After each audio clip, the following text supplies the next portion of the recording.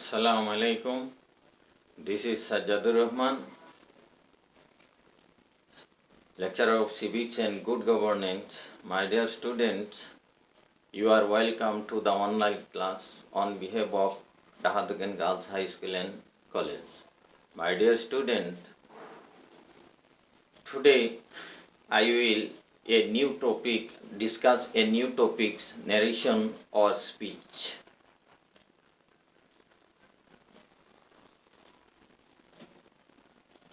সুপ্রিয় শিক্ষার্থীবৃন্দ, আজকে তোমাদের একটা নতুন বিষয় নিয়ে আলোচনা করব, ন্যারেশন বা স্পিচ। বিষয়টা যদিও নতুন নয়, কিন্তু তোমাদের এই ক্লাস 9-10-এ আজকে নতুন এই বিষয়টি নিয়ে আলোচনা করিতেছি। তোমরা ক্লাস 8-এ কিছুটা পড়ে এসেছো। আজকে আবারও ন্যারেশন সম্পর্কে একটু আলোচনা করার চেষ্টা করব। ন্যারেশন বা স্পিচ, বাংলায় বলে উক্তি। এই ন্যারেশন শব্দটা এসেছে ন্যারেট থেকে। ন্যারেট শব্দের অর্থ বর্ণনা করা। তার মানে narration means narrating something. Narration are two kinds: direct narration, indirect narration. Direct narration is denoted by D and indirect narration denoted by I. সুপ্রিয় শিক্ষার্থীবৃন্দ, ন্যারেশন বা স্পিচ বা উক্তি হচ্ছে প্রত্যক্ষ বা পরোক্ষভাবে কোনো কিছু বর্ণনা করাই হচ্ছে ন্যারেশন। যাক, আমরা এই ন্যারেশনের সংজ্ঞা, এই ন্যারেশন কাকে বলে, এগুলা নিয়ে এখন আলোচনা করব না। এগুলা আমরা পূর্বের ক্লাসে, নিচের ক্লাসে আমরা এগুলা অনেকটাই আলোচনা করে এসেছি। এখন দেখো, ন্যারেশন দুই প্রকার বা স্পিচ দুই প্রকার।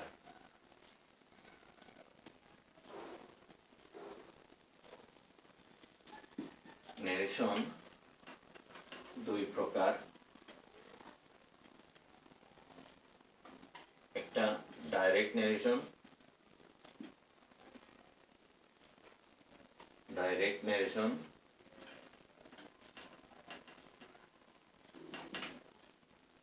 দ্বিতীয়টা indirect narration.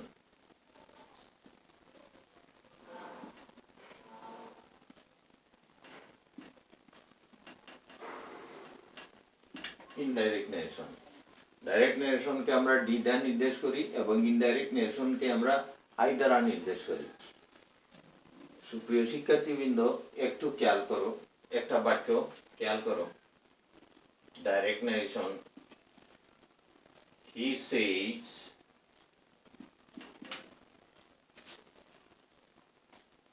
I am fine.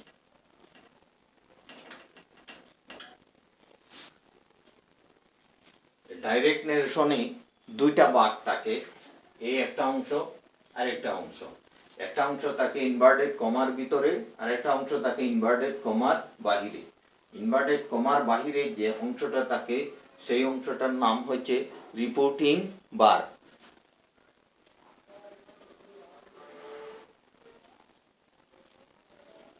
Reporting bar. R inverted কমার ভিতরে যে অংশটা থাকে এটার নাম হচ্ছে রিপোর্টেড স্পিচ। Reported speech. তাহলে ডাইরেক্ট ন্যারেশনের দুইটা অংশ।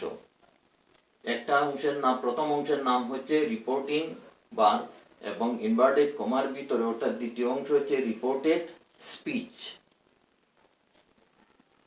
এখন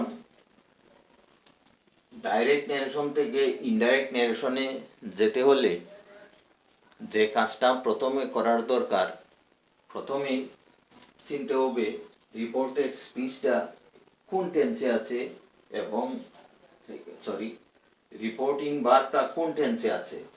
এরপরে রিপোর্টেড স্পিচের যে পার্সন আছে এই পার্সন পরিবর্তন করতে হবে। তাহলে একটা জিনিস খেয়াল করো,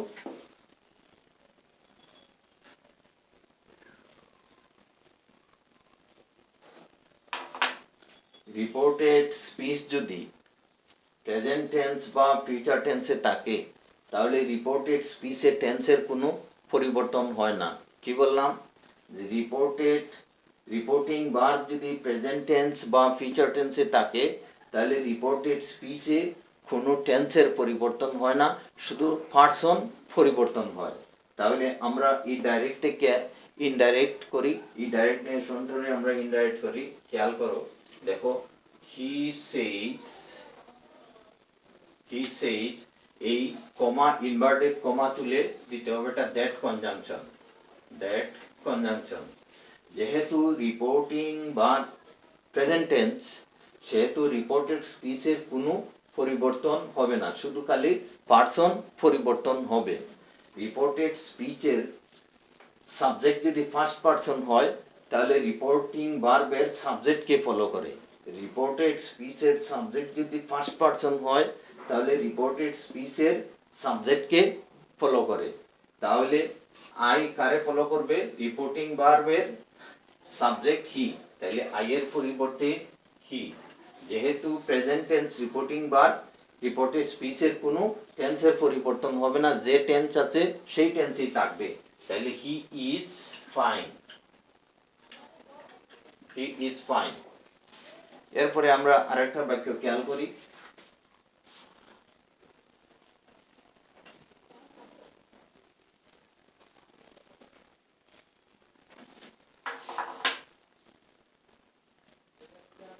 he will say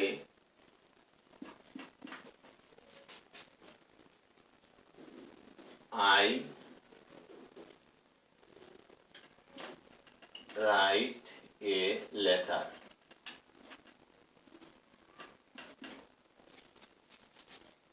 তাহলে এখন রিপোর্টিং ভার্বটা আছে ফিউচার টেন্সে, অতএব রিপোর্টেড স্পিচের টেন্সের কোনো পরিবর্তন হবে না, শুধু খালি পার্সন পরিবর্তন হবে।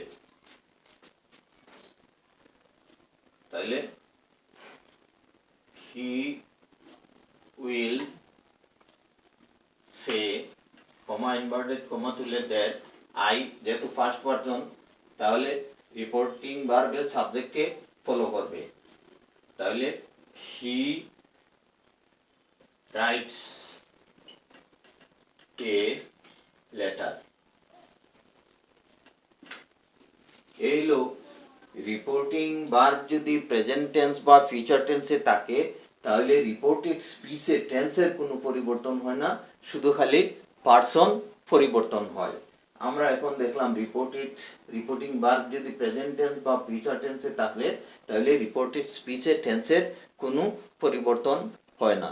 এখন আমরা পার্সন কিভাবে পরিবর্তন হয় এই জিনিসটা একটু খেয়াল করব।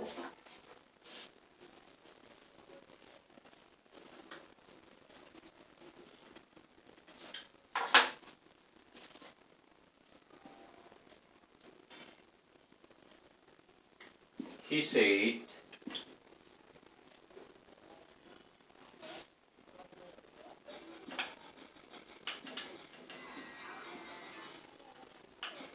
I write a letter. Reporting verb যদি পাস্ট টেন্সে থাকে তাহলে রিপোর্টেড স্পিচে অনুরূপ টেন্সে পরিবর্তন হয়, রিপোর্টেড স্পিচটা অনুরূপ টেন্সে পরিবর্তিত হয়। তাহলে একটু খেয়াল করো,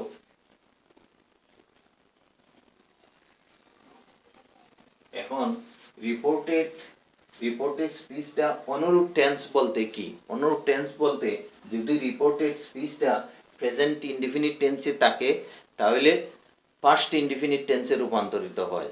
যদি পাস্ট কন্টিনিউয়াস টেন্স থাকে তাহলে পাস্ট পারফেক্ট কন্টিনিউয়াস টেন্সে রূপান্তরিত হয়। যদি পাস্ট পারফেক্ট থাকে তাইলে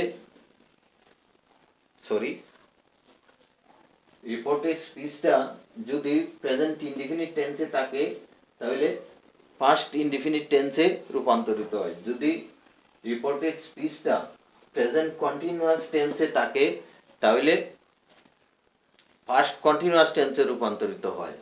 যদি রিপোর্টেড স্পিচটা প্রেজেন্ট পারফেক্ট টেন্সে থাকে তাহলে পাস্ট পারফেক্ট টেন্সে রূপান্তরিত হয়। যদি রিপোর্টেড স্পিচটা প্রেজেন্ট পারফেক্ট কন্টিনিউয়াস টেন্সে থাকে তাহলে পাস্ট পারফেক্ট কন্টিনিউয়াস টেন্সে রূপান্তরিত হয়।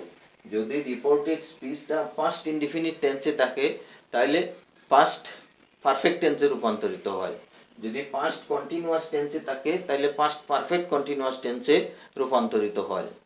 যদি পাস্ট পারফেক্টে থাকে তাহলে কোনো টেন্সের পরিবর্তন হয় না, শুধু খালি পার্সন পরিবর্তন হয়। আর যদি পাস্ট পারফেক্ট কন্টিনিউয়াস টেন্সে থাকে তাহলে টেন্সের কোনো পরিবর্তন হয় না, শুধু খালি পার্সন পরিবর্তন হয়। সুপ্রিয় শিক্ষার্থীবৃন্দ, একটু খেয়াল করো, আমরা একসাথে পার্সন এবং টেন্সের কীভাবে পরিবর্তন হয় সেটা এখন লিখব।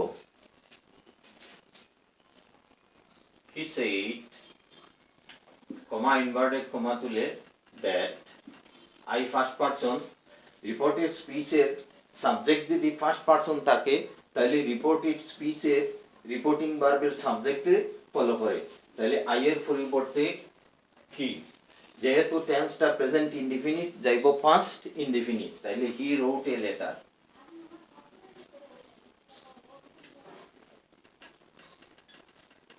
হি রোট এ লেটার। এরপরে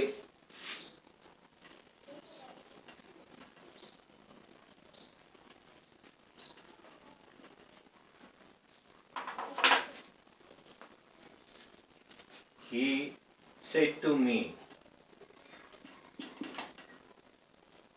you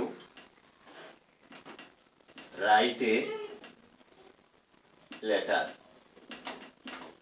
তাইলে যদি রিপোর্টিং ভার্বের অবজেক্ট থাকে তাহলে সে থাকলে টেল আর সেট থাকলে টোল্ড লিখতে হয়। যেহেতু এখানে রিপোর্টিং ভার্বের অবজেক্ট আছে, অবজেক্ট থাকার কারণে এখানে সেইটের পরিবর্তে টোল্ড লিখতে হবে। তাহলে he told me that you second person. Reported স্পিচের সাবজেক্ট যদি সেকেন্ড পারসন থাকে তাহলে রিপোর্টিং ভার্বের অবজেক্টের ফলো করে।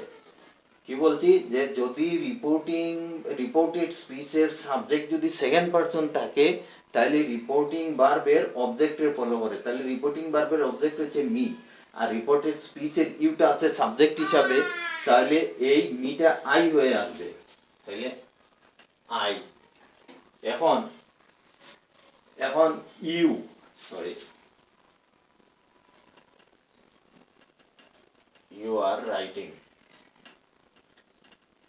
are writing a letter.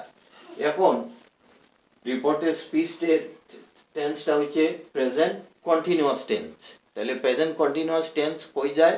Present continuous tense past continuous টেন্সে রূপান্তরিত হয়। তাহলে he said that, he told me that I was writing a letter. I was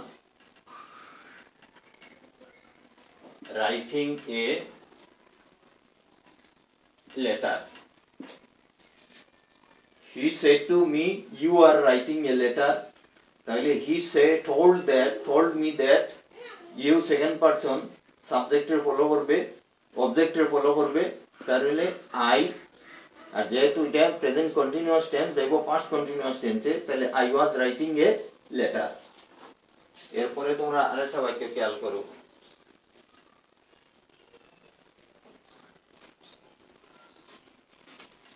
He said he had written a letter. এখন he said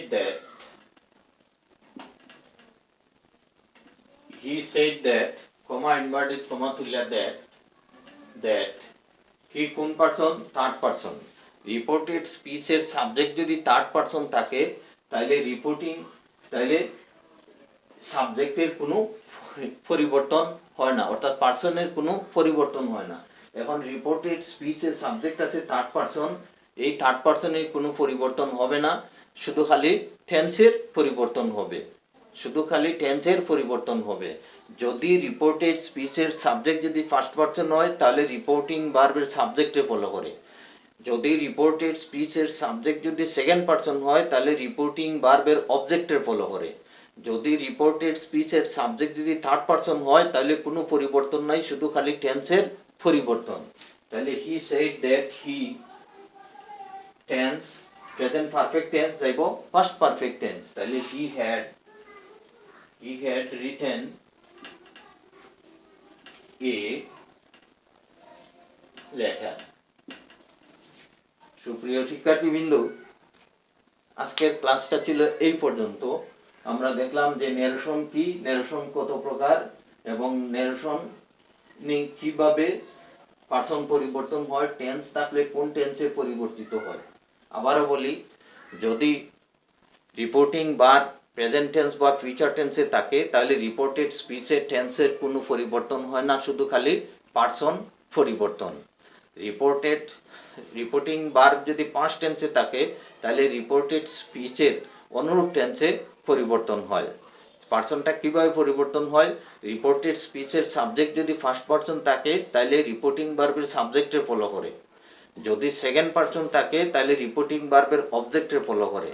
আর যদি reported স্পিচের subject যদি third person থাকে তাহলে কোনো পরিবর্তন নাই, শুধু খালি পার্সন পরিবর্তন। আর রিপোর্টিং ভার্ব যদি পাস্ট টেন্সে থাকে তাহলে রিপোর্টেড স্পিচটা অনুরূপ টেন্সে পরিবর্তন হয়। যদি রিপোর্টেড স্পিচ যদি প্রেজেন্ট ইনডিফিনিট টেন্সে থাকে তাহলে পাস্ট ইনডিফিনিট টেন্সে রূপান্তরিত হয়। প্রেজেন্ট কন্টিনিউয়াস থাকলে পাস্ট কন্টিনিউয়াস, প্রেজেন্ট পারফেক্ট থাকলে past perfect, present perfect continuous tense থাকলে past perfect continuous tense, past indefinite থাকলে পাস্ট পারফেক্ট, পাস্ট কন্টিনিউয়াস থাকলে past perfect continuous tense, past perfect থাকলে টেন্সের কোনো পরিবর্তন নাই, শুধু পার্সন পরিবর্তন। পাস্ট পারফেক্ট কন্টিনিউয়াস টেন্স থাকলে টেন্সের কোনো পরিবর্তন নাই, শুধু খালি পার্সন পরিবর্তন। এই ছিল আজকের ক্লাসের মূল সারগর্ভ। সুপ্রিয় শিক্ষার্থীবৃন্দ, আমরা পরবর্তী ক্লাসে আরও বিস্তারিত আলোচনা করব। আজকে ক্লাসটা এখানেই শেষ। ধন্যবাদ।